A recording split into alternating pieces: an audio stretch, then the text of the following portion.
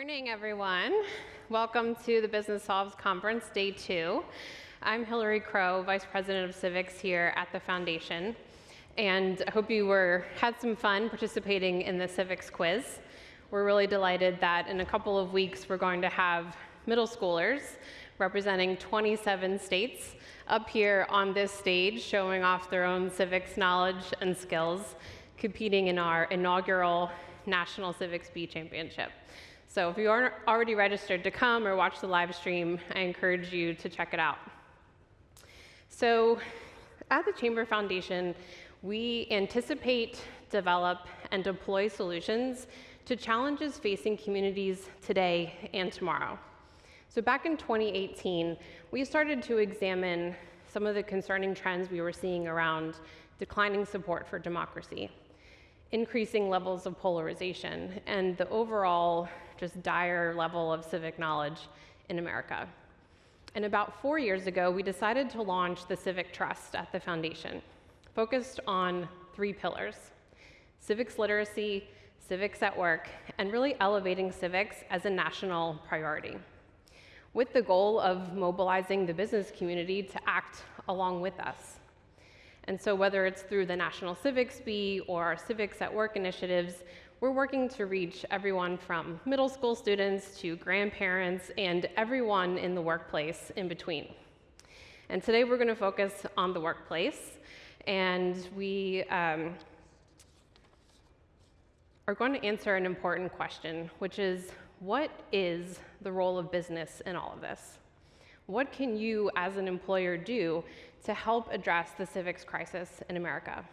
And I'm really pleased to be joined by 3 business leaders who have been really answering the call to elevate civics at their companies. So I'm pleased to introduce Dave Leichman, Director of Corporate Social Responsibility and the Democracy Forward program at Microsoft.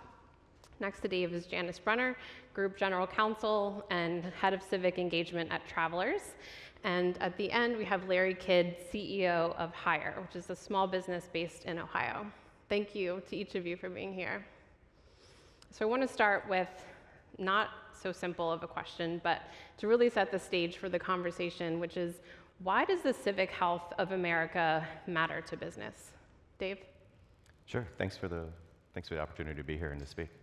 The civic health of the country matters to business because democracy is good for business.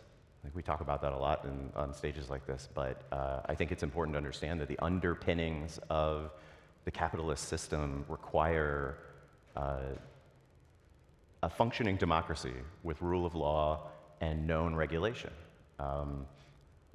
When Russia invaded Ukraine 2.5 years ago, Google got crosswise with the Russian government, and they kicked them out of Moscow, their Russian headquarters. They got kicked out of Moscow. I know that Microsoft can't get kicked out of London, right? Because they have a functioning democracy with rule of law. And so Microsoft makes something like 95% of its revenue from democratic countries for obvious reasons. It's because the capitalist system relies on democracy to function. Great. Janice? Sure. So I think we think about it similarly at Travelers. At Travelers, we talk about kind of the Traveler's Promise, which is taking care of our customers, communities, and each other. And we see civic engagement and our civic engagement initiative, Citizen Travelers, is another way of fulfilling that promise. Travelers is a over 160-year-old company, and we have benefited and thrived in the communities that we are in across the United States because of a thriving economy, a representative democracy that's stable, and a predictable rule of law. And we think it's part of our obligation to sustain that for future generations. And so we see Citizen Travelers as a way to do that. And it's also been kind of just, I started my career as a capital markets lawyer, and I would work with companies from across the world that were coming to access the United States capital markets because of all the things we're talking about, that they could be assured that their investors would want to invest in the U.S. essentially. And so it's really heartening to kind of see that full circle in the civic engagement world of saying, like, what can we do as businesses to make sure we maintain that and to make sure that we remain competitive and sought after throughout the world as kind of a beacon. So. And Larry? Hillary, thanks for doing this. This is really important work. We're seeing a time now that civic involvement is at pretty much an all-time low. We're seeing political division, low voter turnout, and people just don't have confidence in their institutions. And this really affects businesses. In addition to that, we're seeing schools no longer teaching civics in their classrooms. And this has resulted in students and later people working in the business community that don't know how to collaborate, to communicate, or to compromise. And that's essentially the core of the civics training, and we need to get back to it. Absolutely. We'll talk a little bit more later about the intersection of civic skills and workplace skills, but I first want each of you to briefly talk about sort of what you're doing within your companies to elevate civics and civic engagement. Janice, you want to go first? Sure. So we have 3 pillars similar to yours. We have learning, engaging, and leading. And so we've developed a multifaceted program for our employees, but as well as kind of the communities that we live in, where we focus on in the learning pillar, there's things like Get Out the Vote, but that's, I think, a very small piece of our program. And then there's also just kind of understanding the democracy that we live in. So we partner with a lot of nonprofits to provide nonpartisan tools and resources to our employees to the extent they're interested in further engaging civically. They have those opportunities. One of the things we partner with on the learning thing is the Civics Bay, which we'll talk a little bit about. But just to kind of re-engage people throughout our communities in kind of being part of our representative democracy in a very positive way. And then engaging, I think, is kind of the next step from that. And that's, I hate to say, but that's my favorite part of the program. We talked yesterday about having a favorite child, which I don't, but I will say this is the favorite part of our program. And really the idea behind that was, how can we get our employees to engage in a very positive ways in the communities that they live in a civic way? So in addition to it's kind of a turn of the dial, in addition to just volunteering, it's how do you become part of the solutions you seek to see in your community? So that may be serving on your local economic development board, it may be serving on your school board, it may be being part of your town council. So it's a little bit like the next step into really getting out there and saying, like, how can I be part of the solutions that I want to see in my community? And the thing I like most about that is that we've found that it's a way for people to engage their passions and the skills that they have at the workplace. So we talk a lot at Travelers about what we do well at Travelers, which is really collaboration, innovation, kind of working together as a team. And so the idea behind the engaging piece is, why don't we take all those skills, plus even our technical skills, out into the workplace or out into our communities and give those back to our communities as part of kind of in civic ways. And then when you're out in the community doing this kind of civic engagement, being on your town council, being on your economic development commission, our employees are actually learning skills that are, as I think this is Hillary's phrase, 20th century job skills, right? So they're learning things out in the community that they can actually take back to Travelers. So it's a great virtuous cycle, and something we've found has been very successful and, quite frankly, just inspiring. And it's almost like something, whether you're a business big or small, that's very easy to do, because what we've found is it really just takes a spark. So by supporting employees who are doing this and actually spotlighting them through awards and through video spotlights, for example, we have a few on our website, other people become inspired and think, like, I never even thought about that, but I can do that too. So it's actually a kind of low cost, easy to do thing, but it just sparks the movement. Fantastic. Larry? Several years ago, the CEO of the U.S. Chamber, Tom Donahue, talked about to his board and to others how the lack of teaching civics in school has caused political dysfunction in Congress. And he explained how that happened and that we needed to do something about that. Unfortunately, shortly after that, COVID hit, and the priorities became much, much different for the U.S. Chamber. But when Suzanne Clark became CEO of the U.S. Chamber, she made it a priority for the U.S. Chamber of one of the most important things to work on in this, this forum this week. So we took this back to our company and thought, what can we do as a small company to be involved in civics? And we implemented paid time off for people that volunteer at the polls, not only the training, but also working the polls themselves.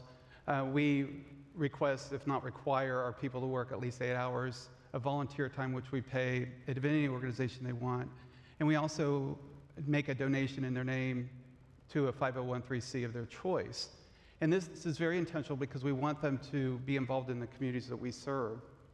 One of the things that we did when we offered the civic time off, one of our employees became involved in it and went to the poll for the training. And the first day she got promoted to poll manager. And she came back and said, look, I'm managing the other poll workers. I hope that's okay. And I said, absolutely, that's what we want.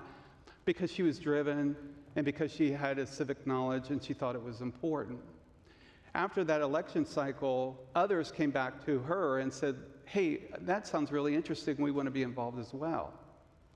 So I think, looking back, it is so important for businesses to be involved in civics. It can be nonpartisan, it should be nonpartisan, but as a small business, you have to be very conscientious and thoughtful about how you do it. So, we have 2 employers here, Microsoft and Travelers, that have 150, 200,000 employees or 30,000 employees, and you have one that's sitting here that has about 20. So if you have, half your workforce or 10 people, which isn't a lot, working the polls, you have to make a methodical decision. How are you going to manage that? We think it's important. We believe in civics. We believe in the growth of the economy, and we think we can't get there without better civic knowledge and involvement, so we've made a commitment to it. Excellent. And Dave? You mentioned the size of our workforce, and I think that's the biggest challenge when it comes to activating our employees is, everything I do, I have to do at scale, and we have a small team. We concentrate on a few very specific things, and similar to Janice, and I like things in threes, so three is always good. We educate, engage, and activate. A lot of our work, I think I mentioned this last night, but a lot of our work was spurred by, we need to engage people at work. It's a national security imperative now. But we look at it like, employees come to us and say, what is Microsoft doing about X? Well, sometimes we're not the right mouthpiece for it. Sometimes, it doesn't affect our business, and there's no reason for us to take a stand on, let's say, gun control, right? Nobody cares what Microsoft thinks about gun control. Generally, maybe you do. I don't know, but I can't imagine you care. But our employees care, right? And I say to them, well, then let's get you active. Like, let's figure out what is the best route for you to take to become an advocate for the thing you care about. So we do all of the regular things like, we engage on voting resources. We do a lot of that. We try and get people active and civically in their community. And I'm a big fan of pushing boards and commissions over elected office. Now we have a whole elected office roundtable at Microsoft because we have 230,000 employees. So the mayor of Castroville, Texas, is a Microsoft employee. We even have a member of the Washington State Legislature. So we have a little roundtable, and they encourage people to run for office and things like that. There's not that many offices to run for in the U.S. I mean, there are a lot, but there are so many unfilled boards and commissions. So I'm always trying to push employees to go get involved locally and get yourself on a board or commission. So we do a lot of that. But one of the things I'm really proud of is our civic leave program. We actually encourage employees can take up to 1.5 years off to go do something like, we've had people work at the VA to improve the intake process, things like that. We've had people go work on political campaigns. We have people on both of the major presidentials right now. That's exciting because the idea is they go, they do these things, and they bring that knowledge back to the company, and they bring that model of engagement back. So, Larry, I want to dive in a little deeper on what you started to talk about earlier around civic skills. And this came up on our recent call as well, is sort of that connection between how the decline in teaching civics in schools, right, which we've seen happen over the last 40 years, we stopped investing in civic education, right? Even today, for every about $70 invested in STEM, about 50 cents is invested in civics. And so there's a real difference there. And that deprioritization of civics, that lack of funding, has of course led to it's no longer in most classrooms anymore. Excuse me. And that has had consequences over time, right? Those shifts over the last 4+ decades have had some real impacts. And you started to talk about how those civic skills that we're no longer teaching, we're now seeing those gaps in young people, even in people in the workplace. So I guess my question for you is, you're a small business owner, you mentioned you maybe have 20 employees, but you're the CEO of a staffing agency. So you're not seeing just your own staff, but you're seeing what employers out in your community are looking for, where those gaps are. What do you think we need to be doing more of to make sure that people are getting the skills and, you know, really practicing teamwork and communication and negotiation and working together with people who think differently about ideas and issues? Well, I appreciate the question, and I believe in civics and, you know, moving the country forward as much as anything, because I actually ran for Congress in this last primary cycle. And the experience was quite interesting because I remember sitting around the Thanksgiving table and talking to my family and saying, look, I want to run, and this is going to be my platform. My son went through recovery, and that was going to be part of what I was going to discuss. And I said, look, if anybody in the family has a problem with it, I won't do this. And he says, not only do I want you to run, I want to be part of your campaign. So the 27-year-old son who lives in Los Angeles moved from Los Angeles in January to Cold, Ohio in January and worked the campaign. And it was an absolutely incredible experience, not only for him, but for me. And he will forever be involved in civics and politics and public policy. During the campaign, my marketing manager moved over to be my campaign manager. And she rallied her family. Her husband made signs. Her 2 teenage kids were involved in campaign, meeting prospective voters and going to meets and greets and things like that, and really enjoyed it, and will be forever talking about it among the schools. And when I ran, I stepped down and turned my role over to my vice president of finance, and she too rallied her family, and her son, who is at college, has taken back the experience, and it was quite enjoyable for them. The reason I'm telling you this is because we need to make civics fun. We need to make it exciting for young people. If we don't, there's too many distractions out there for the young people. And there's a lot of things we can do that doesn't require a corporate policy or a corporate, anything in writing. And we can do it as families. And our families should be talking to other families. We can take our young people to vote with us and talk about the process. We can take them to a fundraiser or a rally. We can watch a debate with them and discuss the pros and cons of the debate. It doesn't matter what political affluence you are. You could be on either side. It doesn't really make any difference. You can run for an office. And these things are so important. And we are mentors to our kids. We're mentors as small business owners to our communities. And if we want our future generations to lead to tomorrow, we need to give them the tools today to do that. That's right. Janice, I want to talk a little bit about the playbook that Travelers released earlier this year under the Citizen Travelers Initiative. I think we both agree that if every employer would just do a couple of things, right, to elevate civics in the workplace, that could have real impact. So I'd love for you to maybe highlight 2 or 3 ideas or best practices from your playbook that employers in the room could sort of take back with them and do right away if this is something that they're looking to get engaged with. Sure. So, I'd offer you to take a look at our playbook. It's on our website under travelers.com, the Citizen Travelers page. And I think our idea with the playbook was that it would really be modular and just to put it's under our leading prong, just this idea of to your point, if every business across the U.S. was making civic engagement a priority, it would be amazing, right? We would, that's just so many people that are out in their communities in a very positive way and being part of our kind of democratic process in a very positive way. And so our idea with the playbook was really just to say, hey, this is what we're doing. Our program is very robust. We put a lot of time and effort into it, but we understand, to Larry's point, that every business across the U.S. isn't going to have those kind of, isn't going to make it as much of a priority or have the resources. There's big, small, everything in between.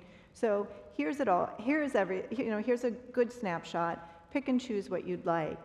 And I think by doing that, we put a list of nonprofits we work with there. One of the things I realized when I started the program was we're an insurance company, right? We're not going to become someone creating all sorts of civic content, nor do we want to. That wasn't the aim. We want to be very nonpartisan. We say we're aggressively nonpartisan. But what we could do is just connect our employees with the tools and resources that are already out there. And there's a wealth of opportunities out there for people to get involved civically in whatever their passion is. So we've listed some of those there. We've also included things, we've spotlighted some of our employees that are involved and how they're involved. So you can kind of see that concept. We've included kind of a get out the vote piece. And I think if you look at the playbook, you'll see just that there's a lot there with the concept of, one of the things that we talk about when we talk about being aggressively nonpartisan, and I think, Larry, you touched on this. Engaging civically to us is just an amazing way for people to meet people that they might not otherwise meet, right? And so, I think we talk a lot about in today's world about kind of these echo chambers or polarization, where you're only talking to people who are kind of have similar views to you, and so you're kind of just hearing back the same things, and that kind of escalates that, and you become more entrenched in your view, rather than hearing another perspective, in which case you might not agree with that perspective. You may decide that you're still going to disagree with that person, but once you meet that person, you get to know them as a human, and their humanity comes through, and you realize that, you actually have more in common than you thought. So civic engagement is really a wonderful way to kind of work towards that, and to be able to kind of work towards the shared goal of making our communities a better place. And I think the playbook does a good job of laying out a huge menu of options in order to do that, big, small, in between. Yeah, very well done. Thank you to Travelers for great work on that. Dave, coming from such a large company, you referenced this earlier, would love to know sort of how did the focus on civic engagement and democracy get started at Microsoft, and how did you work to get sort of CEO or leadership buy-in on that? And for any other large companies in the room, it can seem like a daunting thing to start with. So I would love for you to share with the folks here how you did that. Yeah. Look, it wasn't easy. We were one of the founding members of the predecessor to the Civic Alliance called the Turbo Vote Challenge. Mike Ward back here, I worked very closely with him on all this stuff. A plug really quickly, if you're a company in the room and you're not a member of the Civic Alliance, please join. It's free. It provides resources to help you resource employees and consumers to register to vote. And that's a good thing, right? When we started that group, it was 13 companies, and now it's 1,300, which is kind of exciting. But getting buy-in, I think, is absolutely critical. And so you look at the two things that I've already mentioned, which is the civic engagement is core to the business practice, right? Democracy is core to making money for a business. We've established that. The other thing is, we've talked about the lack of civics education over the last 40 years. We see what happens. We have seen the results of a lack of civics education. When people don't understand how their government works, they act out. They do stupid stuff. That becomes a national security imperative, and so again, core to the business, right? We can't have our rule of law falling apart. But more than that, I think just there is an understanding that we do all this work, we do all this CSR work, and that's all great. But I tell the employees at Microsoft, if you don't then go vote, literally everything I did was for nothing, right? We spend all this time and money defending democracy, but if you don't actually go cast your vote, and so we do a lot of work internally with just making sure people are resourced to vote and registered to vote. And I just want to share this. We had a Civics fair on National Voter Reg Day a couple of weeks ago. Your Super Bowl. My Super right? Bowl, that's right. NVRD is my Super Bowl. Fred Humphreys, who is on the board of the chamber and our VP of Government Affairs, he sent an email to all Microsoft employees, the entire US employee base, encouraging them to register to vote. And we're holding the Civics fair, and we're giving away swag and cupcakes, and it's a party on campus. And this guy comes up, and I said, "Are you registered to vote?" And he was like, "Yeah, I just did 30 minutes ago because Fred told me to." And I was like, "Can I give you a hug?"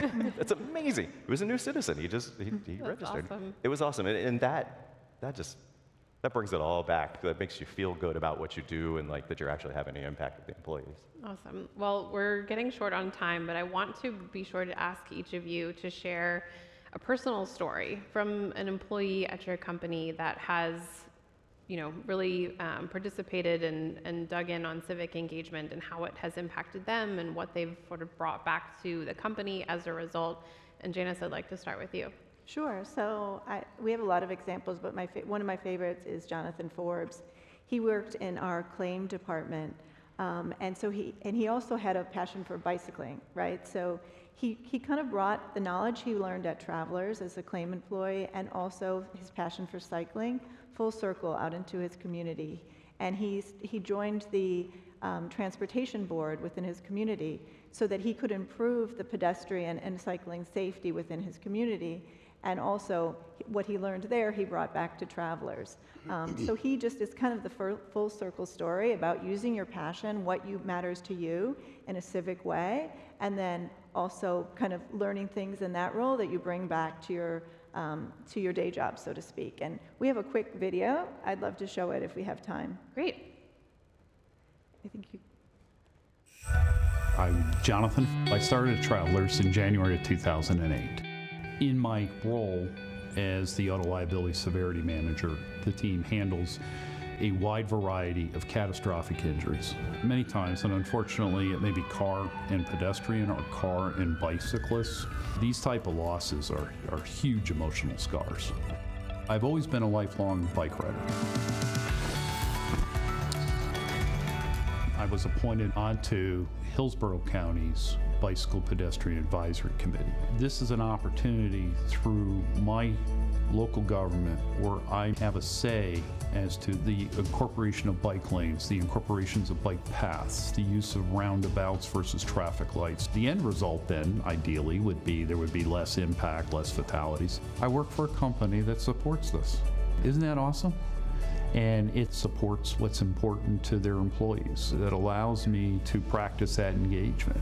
Your voice is going to be unique, and it's going to be a different perspective. Use it.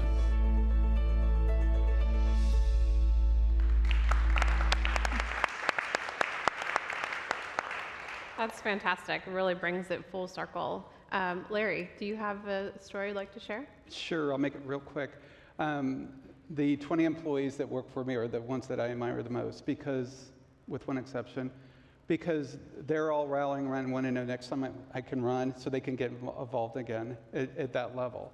And I really appreciate what they did. It wasn't, some of them are not necessarily on the same party I am, but they just love the excitement. But what really was important to me was not necessarily the business, but connecting with my son.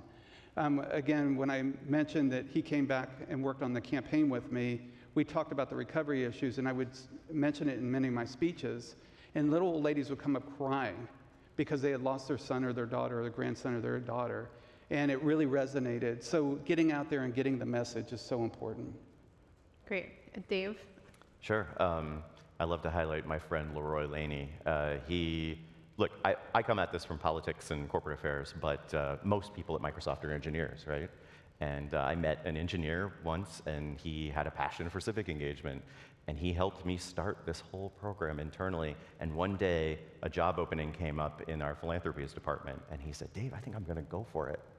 And he went for it, and now he runs that Give campaign that we've raised $3 Wow. billion for, and like, I'm so proud of him. He's my brother in civic engagement, and I love this. That's and if you go to Microsoft Unlocked, you can see his story.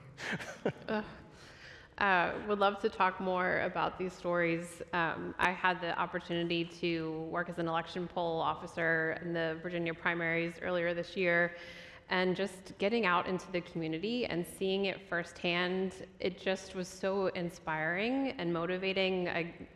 I've been selected to work on Election Day. I'm really looking forward to that as well, and would definitely encourage anybody to sign up, volunteer, whether it's as a poll worker or when you get called for jury duty, or just really look at ways that you can get engaged in your communities. As Janice mentioned earlier, we tend to sort of self-isolate. We sort of tend to spend most of our time with people who look and think and believe similarly to we do. And recent studies have shown that that's having a really negative impact on the strength of our communities. And we really want to make sure that we're doing everything we can to strengthen our neighborhoods, to strengthen the places where we work, where we serve, where we live. And we know that employers can really make a difference here by elevating it in the workplace. That's going to strengthen the communities where you are, and your employees are going to bring that back into your company. So thank you all for listening in. Thank you to our panel. Really appreciate your insights. And well, that's a wrap.